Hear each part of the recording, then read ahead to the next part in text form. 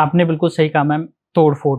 तो आजकल के जैसे पहले ज़माने में क्या होता था, हम ज़मीन लेते थे, ज़मीन में कुछ दबवा दिया या फिर वास्तु के अकॉर्डिंग हम उसपे घर बनाते थे। बट आजकल तो तोड़-फोड़ होना पॉसिबल ही नहीं है, क्योंकि हम फ्लैट्स में रह रहे हैं, ऊपर भी कोई रह रहा है, नीचे भी कोई रह रहा है। तो बिना तोड़-फोड़ के वास्तु पॉसिबल है? बिल्कुल पॉसिबल है, बिना तोड़-फोड़ के आप स्पेस सर्जरीज़ के साथ जो छोटी-छोटी जैसे वॉशरूम है, वॉशरूम का वास्तु एक पहले आप जानेंगे कि पहले के घरों में घर के अंदर वॉशरूम कभी नहीं हुआ करते थे। जी। हमेशा घर के बाहर या एक बड़ा परिसर भी रहता था तो आउटसाइड में ही हमेशा हुँ, वॉशरूम होता था, राइट। क्योंकि वो एनर्जीज़ हम कनेक्ट करें तो राहु की एनर्जीज़ हैं और आजकल घर के अंदर इवन बेडरूम के अंदर वॉशरूम है। बिल्कुल। तो जहाँ पे भी रहें आप, अपने घर में हो, रेंट के घर में हो, कहीं पर भी हो, आपको वॉशरूम का वास्तु करवाना, उसको बैलेंस करवाना बहुत ज़रूरी होता है। उसकी स्पेस सर्जरी होती है, नॉर्मल सिर्फ़ टॉयलेट सीट को चारों तरफ से बाँध दिया जाता है, चाहे आप टेप ओके। से कवर करें, चाहे आप वायर से कवर करें, चाहे आप पत्ती से कवर करें। वो एक माइनर सर्जरी होती है जिसके लिए आपको कुछ तोड़ना-फोड़ना नहीं पड़ता और आपका वो वॉशरूम बैलेंस हो जाता है, जिसकी नेगेटिव एनर्जीज़ आप तक जो आ रही हैं, सपोज़ नॉर्थ में वॉशरूम है, ओके। साउथ में वॉशरूम है, ईस्ट में वॉशरूम है। ईस्ट में वॉशरूम होगा तो आपकी सोशल लाइफ़ एकदम डिस्टर्ब हो जाएगी। आपके सोशल लाइफ़ पे आपके लोगों के कनेक्शंस खराब होने शुरू हो जाएँगे। नॉर्थ में वॉशरूम होगा तो आपकी ग्रोथ रुक जाएगी। वहाँ पे जितना पैसा आप सोचिए आप अर्न कर रहे हैं, अगर आप एक फ्लश बटन के साथ ही वो पैसा आपका जाता फ्लश आउट हो जाएगा। जाएगा। तो मैम जैसे कि सपोज़ अगर मैं एक रेंटेड हाउस लेने जा रहा हूँ या फिर एक फ्लैट परचेज़ करने जा रहा हूँ, तो मेरे को सबसे पहले क्या वॉशरूम देखना चाहिए या उसका मेन डोर देखना चाहिए? मेन क्या चीज़ देखना चाहिए सबसे फिर? पहले घुसते ही आपको मेन एंट्रेंस जो बहुत ज़रूरी होती है। अगर ओके। हम अपने नॉर्दर्न एरिया की बात करें तो हमें यहाँ साउथ एंट्रीज़ को थोड़ा-सा अवॉइड करना चाहिए।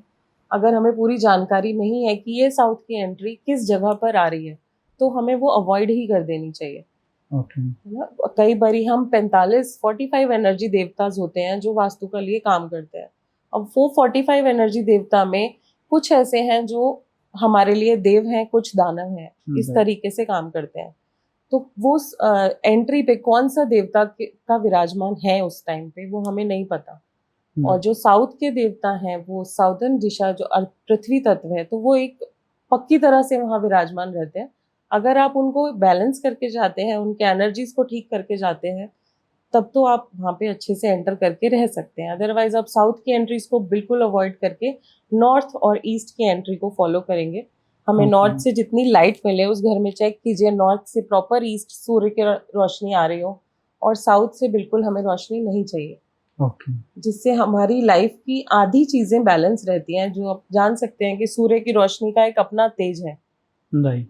जो वहाँ पे ढलते सूरज की रोशनी है, यहाँ उगते सूरज की। नॉर्थ में आपको उगते सूर्य की रोशनी मिलती हुँ, है, साउथ में ढलते सूरज की रोशनी मिलती है। हुँ। तो ये उगना और ढलने से ही समझ में आ जाता है कि वो बैलेंस कहाँ बैलेंस जा नहीं रहा है। है। राइट। अगर सपोज़ मैं फ्लैट देखने जा रहा हूँ, तो फेसिंग कैसे हम देखते हैं? मतलब हम जब फ्लैट में एंटर कर रहे हैं, तो वो फेसिंग फ्लैट का होता है या जब हम बाहर से निकल रहे हैं, तो फ्लैट का एक्चुअली फेसिंग कैसे फ्लैट देखना की चाहिए? सामने की फेसिंग, आप फ्लैट फ्लैट की फेसिंग देखनी है, आप अपनी फेसिंग नहीं देखेंगे। राइट। आपका फ्लैट क्या फेस कर रहा है, आपको वो देखना है। ओके।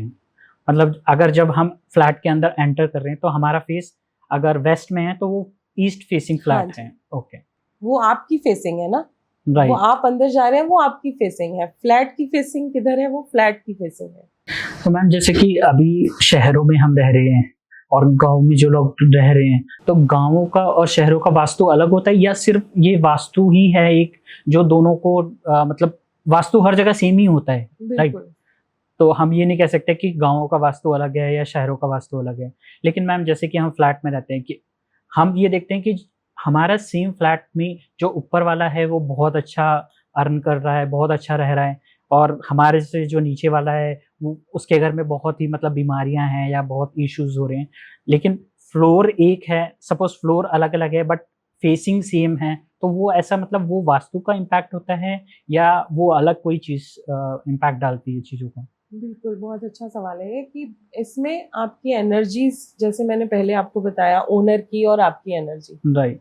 फ्लैट्स अपार्टमेंट्स हैं आजकल, विंग एक ही है, सपोज़ विंग नंबर 7 है, बट फ्लैट्स के नंबर अलग-अलग हैं। ओके। तो यहाँ पे न्यूमरोलॉजी भी काम करती है कि आपके फ्लैट का नंबर क्या है। ओह!